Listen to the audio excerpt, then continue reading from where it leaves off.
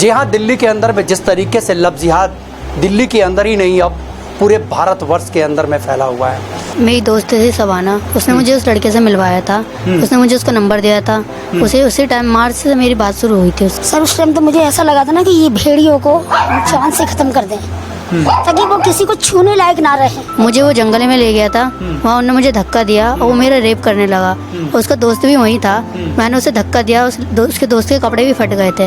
मैं अपनी जान बचा के वहाँ से भागी थी। जैसा मेरी बेटी के साथ हुआ, हिंदुस्तान में किसी बेटी के साथ ऐसा ना हो। मेरी बहनों को उन लोगों ने बोला था लाने के लिए, तो मैं उन्हें नहीं लेके गई, तो मुझे धमकी दे रहे थे मारने की। और ये गिरोह जो है वो कहीं ना कहीं ऐसा काम कर रहा है जिसके अंदर में हिंदू लड़कियों को फंसाने का, हिंदू लड़कियों को बरगलाने का ये गिरोह काम करना लग रहा है। जो मेरे साथ हुआ है वो और किसी लड़की के साथ ना हो और उन लोगों को कड़ी से कड़ी सजा मिले जिनने मेरे साथ ऐसा करा है गलत। बस एक यही है सर, एक माँ ही समझ सकती है किस तरीके से इसके साथ हुआ। आगे आगे उनने मुझे लगा कि वो गंदी हरकतें करना स्टार्ट कर रहा है, तो थोड़े दिन मैं उससे अलग रही थी। फिर दोबारा उन्होंने मुझे धमकी देनी स्टार्ट कर दी थी, तू अगर मेरे पास नहीं आएगी तो तेरे घर वालों को मार दूंगा मैं। इन चीज़ों के बारे में हमें पता होता तो हम कुछ ना कुछ करते सर, या अपने बच्चों को कहीं भी ले जाते, क्योंकि हम झुग्गी झोपड़ी में रहने वाले हैं। ठीक है सर, हमारे पास छत नहीं है, हमें नहीं पता था वहाँ के लोग इतने गंदे हैं जो मेरी बेटियों पे आंखें रखेंगे। नमस्कार, आप देख रहे हैं VS न्यूज़ 48 दिल्ली। इस समय मैं मौजूद हूँ शास्त्री पार्क में।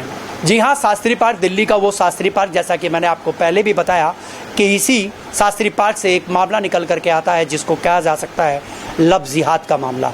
जी हाँ, हमारे साथ में पीड़िता जो है इस समय मौजूद है और हम लोग जानने की पूरी कोशिश करेंगे कि आखिर में ये पूरा मामला क्या है और ये मामला किस तरीके से हुआ, क्या हुआ था ये पूरा मामला। मेरी दोस्त थी सबाना, उसने मुझे उस लड़के से मिलवाया था। उसने मुझे उसका नंबर दिया था। उसी टाइम मार्च से मेरी बात शुरू हुई थी उससे। सबाना आपकी दोस्त थी? जी। उसका सबाना क्या भाई था या क्या था? भाई। उसका वो सगा भाई, रियल भाई था वो? नहीं, ऐसे चाचा ताऊ का लड़का था जिसके साथ में आपकी दोस्ती करवाई उसने? जी। मिलवाया आपसे? हाँ।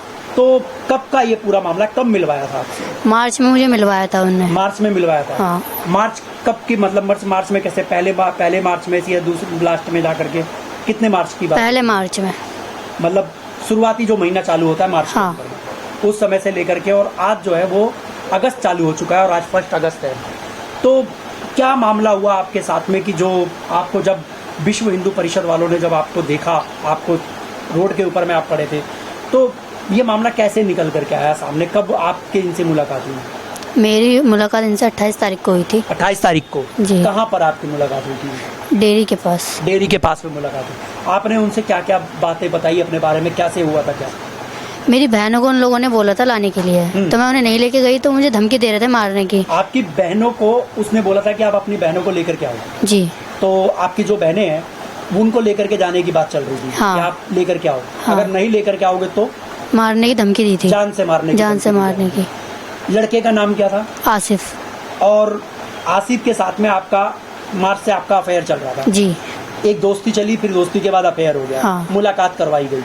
तो क्या लगता है आपको कि आपने किस तरीके से उसके साथ में, एक मुस्लिम लड़के के साथ में आपने अफेयर किया? मैंने बात करनी स्टार्ट कर दी थी उससे। वो मुझे गंदी तरह से टच करता था। फिर आगे आगे उन्होंने मुझे लगा कि वो गंदी हरकतें करना स्टार्ट कर रहा है, तो थोड़े दिन मैं उससे अलग रही थी। फिर दोबारा उन्होंने मुझे धमकी देनी स्टार्ट कर दी थी, तू अगर मेरे पास नहीं आएगी तो तेरे घर वालों को मार दूंगा मैं। तब आपसे इस तरीके से बात करने लगा? जी। फिर उस समय के बीच के अंदर में तो मार्च से लेकर के फिर आप जो है जुलाई आ गई, फिर बीच के अंदर में आपके साथ में क्या हुआ, कैसे हुआ, फिर आप उसके साथ में कैसे मिले? बहुत ज़्यादा छेड़खानी स्टार्ट कर दी थी उन्होंने करनी, बॉडी टच करता था वो मेरी। जब से ही उन्होंने स्टार्टिंग करी थी, फिर उसके बाद वो आया था, धमकी देने लगा मुझे कि अगर तू मेरे पास नहीं आएगी, मुझसे बात नहीं करेगी, तो मैं तेरे घर वालों को मरवा दूंगा। कितनी उम्र थी उसकी? 22 साल। 22 साल। वो कहाँ रहता है? जमुना की झुग्गी में। जमुना की झुग्गी कौन सी वाली, मतलब शास्त्री पार्क वाली? शास्त्री पार्क, जमुना खादर। जमुना खादर वाली के अंदर में? जी। तो आप लोगों का इस तरीके चला है, आपके जो परिवार के लोगों को आपने बताया उनको कि क्या हुआ मेरे साथ, ये ऐसा हुआ, ऐसा कर रहा है लड़का? नहीं। क्यों नहीं बताया? उसने मुझे धमकी दी थी। धमकी दी थी आपको? तो धमकी दिया तो आप धमकियों से डर गए थे उस समय? जी। तो आपको जब ये 28 तारीख को जब मैडम मिली है, हाँ। तो मैडम से आपने क्या बताया और उस दौरान जो है आपके साथ में क्या क्या मतलब हरकतें एक बार हुई थी या उससे पहले भी आपके साथ में हो चुकी थी? एक बार ही हुई थी। एक बार हुई थी। कौन सी तारीख को और कब हुआ था? 27 तारीख को हुआ था, संडे को। 27 तारीख को संडे वाले दिन। उस दिन का पूरा मामला आप बताओ, क्या हुआ था? उसने मुझे फ़ोन करा था सुबह 3 बजे करीब। आपके पास में फ़ोन रहता है या आपके घर वालों के पास? घर वालों के। घर वालों के फ़ोन के ऊपर में, तो घर वालों को कभी पता नहीं लगा कि किसका फ़ोन आ रहा है, कैसे आ रहा है? नहीं, क्यों नहीं पता लगा? जब वो डायरेक्ट सो जाते थे 3 बजे तब वो फ़ोन करता था। 3 बजे दिन में या सुबह रात के समय पे? रात के समय पे। रात के समय पे फ़ोन करता था आपको, रात के समय पे? जी। तो रात के समय पे जब फ़ोन करा तो घर वालों को पता नहीं लगा होगा कि कभी घंटी आई है, किससे बात कर रही है, क्या है? नहीं, कुछ भी नहीं पता लगा? नहीं, वो सो जाते थे उस टाइम। घर वाले आपके सो जाते थे? हाँ। तो आपके साथ में कौन कौन रहता था? जैसा कि हमें पता लगा कि आपके मम्मी पापा जो वो कहीं और रहते थे और आप लोग कहीं और रह रहे थे। हाँ, मम्मी पापा जुग्गी में रहते थे, हम न्यू उस्मानपुर में पहले पुस्ते पे रहते थे। न्यू उस्मानपुर वाले में? क्या बस्ती का नाम है? पहला पुस्ता। पहला पुस्ते के ऊपर में। तो जब आपकी ये सारी बातें जब चल रही थी, पूरा घटना हो रहा था, तो एक बार भी आपने कोशिश नहीं करा कि अपने माँ बाप को बता दें हम लोग इस ऐसी बातें? धमकी दी थी उन्होंने, हिम्मत नहीं थी मेरी बोलने की। बस हिम्मत नहीं थी। नाबालिग लड़की है ये, और सबसे बड़ी बात है कि अब इसके पास में हिम्मत नहीं जुटी। और कोई भी लड़की है अगर किसी के साथ अगर कुछ हो जाता है तो जाहिर सी बात है कि उसके दिमाग का जो है वो संतुलन खो बैठती है कि आखिर में अब मैं करूं क्या। आपके साथ में पूरी दोस्ती आपकी कब तक चलती रही है? वो दोस्ती मेरी जुलाई तक चली थी। जुलाई तक चली थी आपने? 27 तारीख को उसने मेरी ये घटना करी थी। उसके बीच में आप लोग कभी घूमने वगैरह गए हो या कभी ऐसा कुछ किया? हाँ जी सर, गए थे आप? बहाने से घुमाने के लिए बुलाता था। बहाने से घुमाने के लिए बुलाता था। घुमाने के लिए? हाँ। उस दौरान आपके साथ कोई गलत काम? बॉडी टच करता था वो मेरी गंदी सिर्फ तरह। बॉडी आपकी टच करता था? हाँ, वो कोशिश करता था टच करने की, लेकिन मैं करने नहीं देती थी उसे। आप करने नहीं देते थे? नहीं। एक चीज का और पता लगा, जैसा कि आप बताया आपने कि उसके कोई दोस्त यार भी थे? हाँ, उसके 2 दोस्त हैं, एक शिवा है और एक रमजान। एक शिवा, रमजान। एक रमजान। ये दोनों का, इनका बीच का आपका क्या मैटर रहा इनके बीच में? वो उस टाइम पीछे रहते थे, जब वो मुझे गंदी तरह से छेड़ते थे, वो लोग देखते थे मुझे। उन लोगों में से भी आपको किसी ने छेड़ा या कोई गलत काम करने की कोशिश करी थी? रमजान ने छेड़ा था मुझे। रमजान ने छेड़ा था आपको? रमजान भी, ये भी आपका वही रहता है उस्मान? हाँ, वो उसी का दोस्त है, वही पहले रहता पुस्ते है। पे? नहीं, जुग्गियों में रहता है वो। झुग्गियों में रहते थे वो? झुग्गी कौन सी? शास्त्री पार्क वाली? जी। जमुना कार वाली जो है? जी। अभी जब 28 तारीख को जब आपकी बात हुई तो उसके बाद में जब आपका पुलिस FIR हुई तो पुलिस ने जो है आपसे क्या पूछा और किस तरीके से आपके साथ में उनका व्यवहार रहा? अच्छा था उनका व्यवहार। मैंने जब बताया तो मेरे डर के मारे मेरे मतलब मुंह से कुछ और डबल निकल गया। मतलब आप जो है कुछ मतलब बताने के सूद में नहीं थे, लेकिन आपने जो भी बताया वो मतलब क्या लगता है आपको, जो आपने बताया वो बयान गलत थे? जी। उसमें से कौन सा बयान ऐसा था जो गलत था? सर, वो जो 3 लड़कों के साथ मेरा रेप हुआ था वो गलत था। जो आपने बोला कि तीन लड़कों ने जो मेरे साथ किया है वो गलत था? हाँ। तो ये FIR में आपने उस समय लिखवाई थी आपने? वो लास्ट वाली में लिखवाई है। लास्ट वाले में लिखवाई है? हाँ। 28 तारीख को जो बनी थी उसमें? हाँ, उसमें लिखवाई है। उसमें लिखवाई है।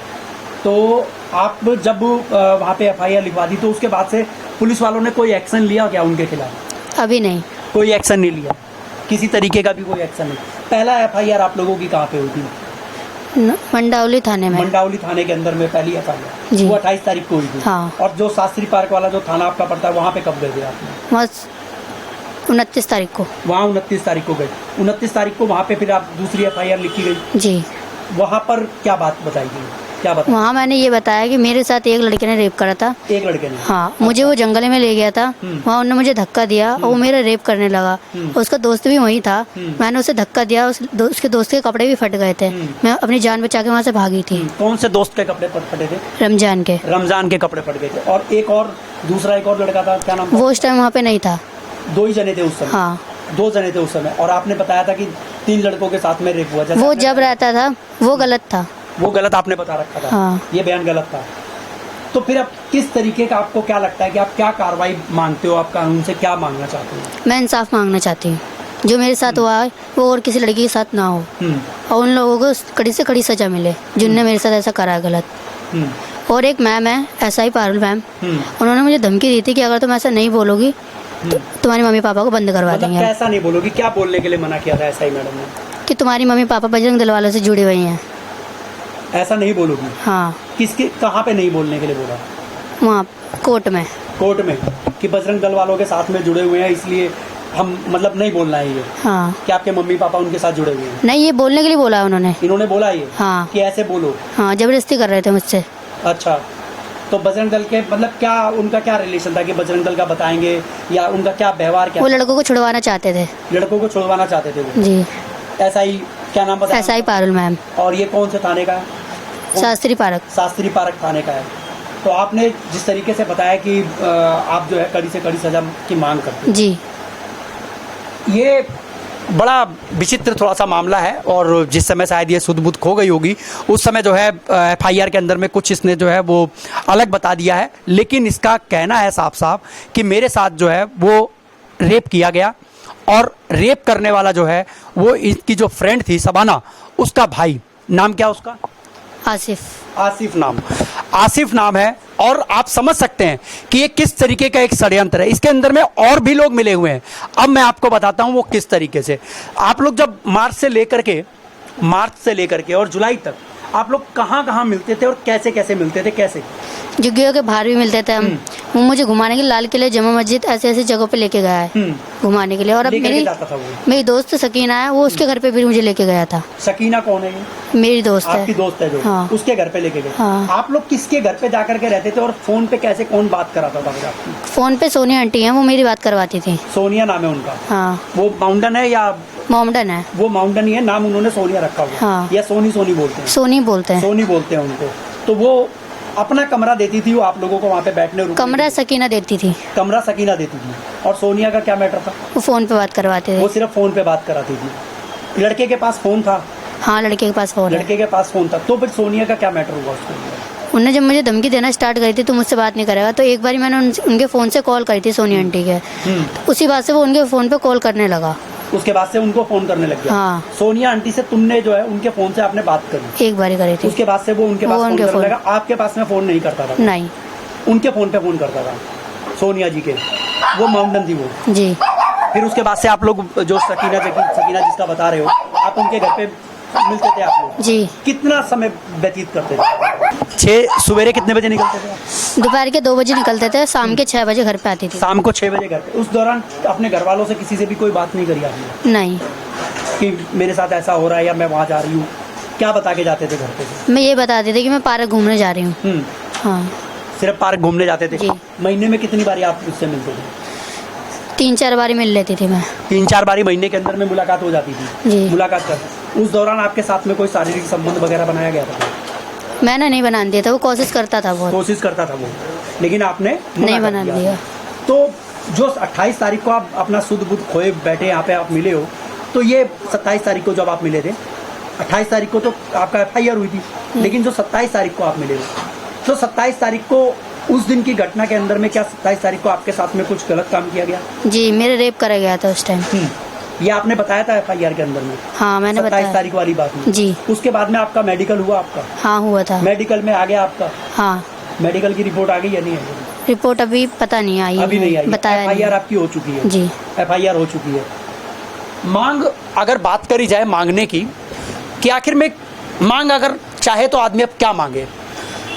छोटी छोटी बच्चियों के साथ में जिस तरीके से लफ्जिहाद होता है, ये बड़े ही शर्मसार करने वाली ऐसी घटना ये सामने निकल करके आती है कि आखिर में ऐसे लड़के किस तरीके से जाल के अंदर में फंसाते हैं और छोटी छोटी लड़कियों को, जो नाबालिग बच्चे होते हैं, उन लोगों को अपने जाल में फंसा करके एक प्यार का जंजाल डालते हैं और उसके बाद में मांग करते हैं, अपनी बहन को लेकर के आओगे तब कहीं मैं तुम्हें जाने दूंगा या तुम्हें छोड़ूंगा।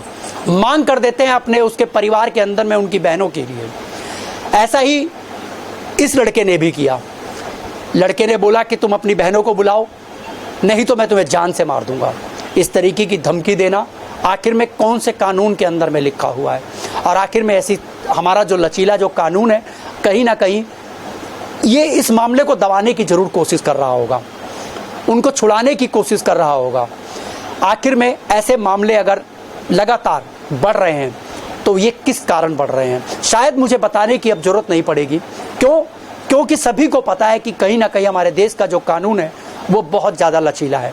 अगर इस तरीके का कानून अगर रहा तो छोटी छोटी बच्चियां जो है वो इस तरीके का लफ्जिहाद में शिकार होती हुई लगातार नजर आएंगी। आखिर में कब तक वो बच्चियां सहेंगी? कब तक उनके परिवार के लोग सहेंगे? उनके माँ बाप सहेंगे? ये सबसे बड़ा एक जो सामने नज़र आ रहा है लफ्जिहाद का ये पूरा मामला। इस लफ्जिहाद के लिए मैं उन संस्थाओं से भी कहूँगा कि आप लोग आगे आइए और इस परिवार का जो है वो साथ दीजिए, ताकि इस परिवार को, इस बच्ची को इंसाफ मिल सके। हमारे साथ में इस समय पीड़िता की माता जी जो है वो यहाँ पे हमारे साथ में जुड़े हुए हैं और जानने की कोशिश करते हैं कि इनको क्या पता था इस बात का।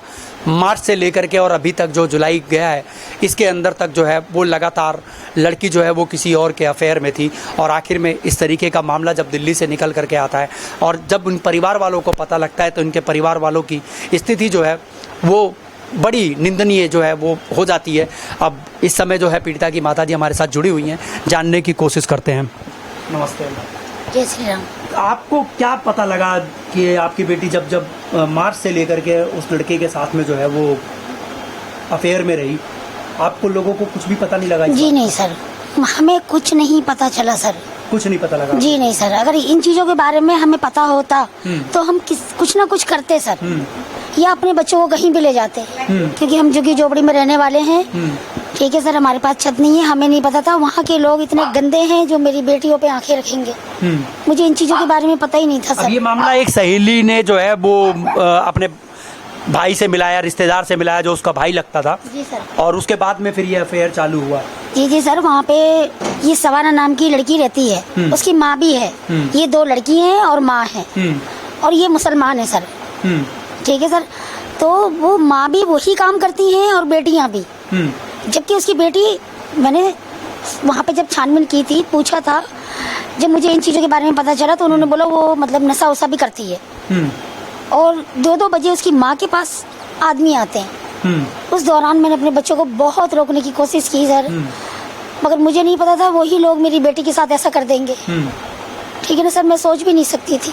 इसके अंदर में जो बातें हैं उसके अंदर में लड़की को बताया गया, जब उसके साथ में कुछ गलत काम करते थे तो बता रहे हैं कि उसको नशा वगैरह भी कराते थे, स्ट्रिंग वगैरह के अंदर में कुछ मिला करके देते। जी सर, देते ही होंगे बिल्कुल। जब वो खुद नशा करते हैं तो इसे भी उसी तरीके से ही कब्जे में किया होगा। बिल्कुल सर, बस मैं तो यही चाहती हूँ सर। और ये लोग जो मेरी बेटी को लाए हैं ढूंढ के, मैं उनको हाथ जोड़ के प्रणाम करती हूँ। जब तक मैं जीऊंगी उन्हीं का गुण गाऊंगी जिन्होंने मेरी बेटी मुझे वापस अगर दी। हिंदू संगठन के लोग नहीं होते तो शायद आपकी नहीं सर, नहीं सर, नहीं, बहुत मुश्किल लगता, मिल ही नहीं पाती सर, बिल्कुल नहीं सर। लड़की तो टूट चुकी थी आप। बिल्कुल सर, हम सब बिल्कुल हार चुके थे सर। वो तो तब से लड़की कब से गायब थी आपके यहाँ? सर ये जैसे एक दिन पूरा हो गया था सर। ठीक है सर, मतलब 26 तारीख को? जी सर, 26 तारीख को लड़की घर से चली गई थी। जी सर। क्या बता के गई थी सर? यहाँ वहाँ पे कुछ नहीं बोला हम लोगों को, कुछ नहीं बताया? बिल्कुल नहीं सर। अगर ये चीजें हमें पता होती तो फिर तो कुछ होता भी नहीं। तो रात को आप लोगों ने उसको ढूंढने की कोशिश जी, हम लोग एकदम पागलों की तरह ढूंढ रहे थे सर। हर गली में हर किसी से पूछ रहे थे, मगर वो लोग अपमान के सिवा कुछ नहीं दे रहे थे सर। कोई पता नहीं लग पा रहा? बिल्कुल नहीं सर। 27 तारीख को आपको कैसे पता लगा? क्या उसके बाद फिर मैंने अपनी बड़ी बेटी को बोला कि बेटा रुक जा, मैं आ रही हूँ। ये मुझे बहुत तसल्ली दे रही थी। मैं माँ हूँ सर, मैं कैसे तसल्ली करूंगी? मैं पागलों की तरह ढूंढ रही हूँ, सबसे पूछ रही हूँ। फिर मेरी बेटी ने बोला एकदम रात को, जब रात हो गई थी, इसने बोला मम्मी जी, जैसे मैडम ने बताया, इसको बोला होगा तो मैडम, इसने मुझे बोला मम्मी घबराओ मत, रो मत। मैडम का फोन आया, काजल मिल गई है। फिर तो सर मैंने भी लड़की ने नंबर खुद बताया था कि आपका घर का नंबर बताया? जी, मेरी जो बेटी है ना, उसी ने मैडम को बताया होगा तो जी हाँ, उन्होंने मेरे पास, हाँ मैं जब पता लगा सर। उसके बाद में आप लोग फिर थाने वगैरह पहुंचे? जी, हम सीधे थाने पहुंचे थे सर। जब वो खोई थी और नहीं मिल रही थी तब उस दौरान आप लोग थाने पे गए थे क्या? जी नहीं सर, उस समय आप लोग थाने पे नहीं। मतलब सिर्फ हम लोग, बिल्कुल सर, पूरा निकल गया था और पूरी रात हम पागल हो गए थे सर। बस एक यही है सर, एक माँ ही समझ सकती है किस तरीके से इसके साथ हुआ। लड़की जात है और सबसे बड़ी बात है कि अगर लड़की रात भर अगर बाहर रह रही है और किस हालत में होगी, कैसे होगी, ये सिर्फ माँ ही समझ सकती है। लड़की का दर्द माँ ही समझेगी कि आखिर में ये पूरा क्या होता है। बच्चों का दर्द जो है वो माँ ही समझ पाती है।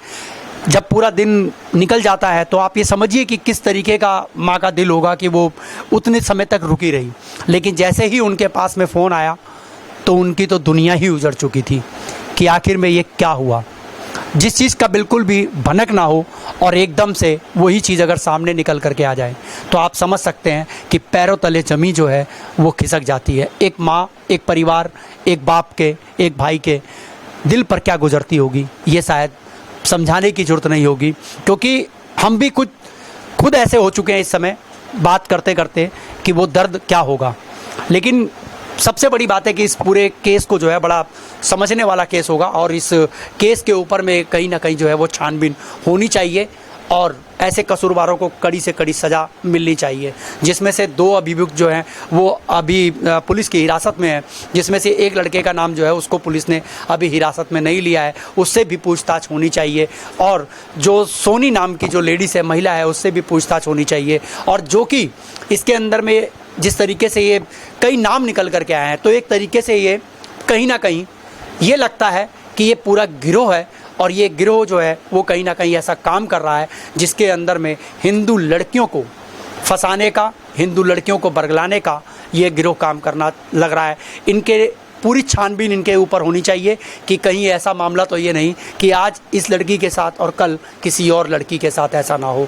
तो इसके लिए पूरी छानबीन से मैं उम्मीद करता हूँ इस वीडियो के बाद में कि हमारा जो पुलिस महकमा है वो तत्पर अब तैयार रहेगा और कहीं ना कहीं इस पूरी केस को लेकर के, इस पूरे केस को लेकर के जो है वो जांच पड़ताल करे और शिनाख्त करते हुए ये गंभीर मामला जो है इसको ढीला रवैया जो है वो ना कर पाए।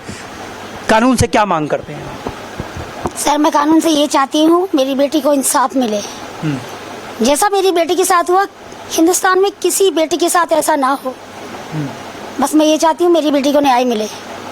ऐसा आपने पहले भी सुना होगा कि लव जिहाद जो है इस तरीके का होता है?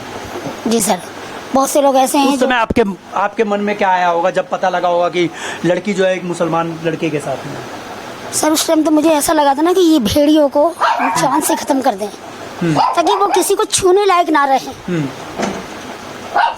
मगर समाज की वो बेटियां सावधान हो जाएं। आज मेरी वाली के साथ है, कल और भी हैं सर बेटी। मैं नहीं चाहती जिस आज मैं माँ इसकी हूँ, मेरे साथ ये हुआ और माँ भी ये झेले। मेरी यही विनती है सरकार से, मेरी बेटी को इंसाफ मिले। ये मामला दर्द से जुड़ा हुआ है।